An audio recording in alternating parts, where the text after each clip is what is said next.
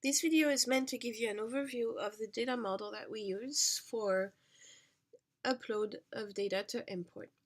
So you can find a schematic representation of the data model on the resources page, which you can access through the purple snowflake from ImmPort.org, where you can click directly here on documentation.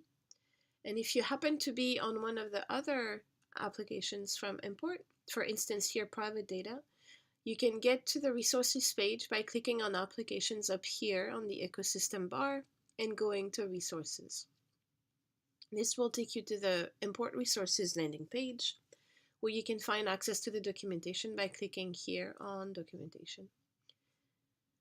The schematic representation of the data model is the data model viewer link here, which is the second one from the top of the page.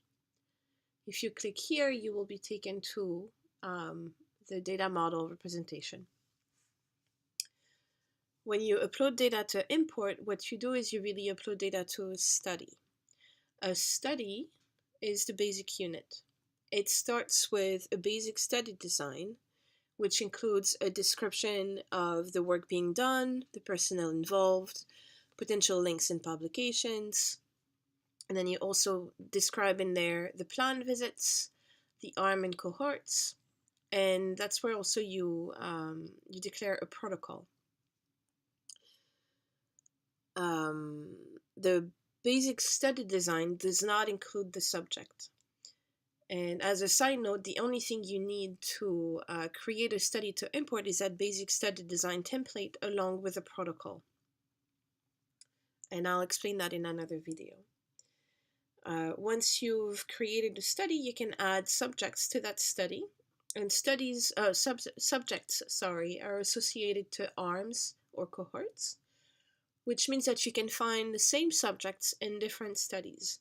So for the cases of experimental design where you have data spanning multiple years and you want each of the years to be one study, you can still have the same subject followed every year, but in different studies.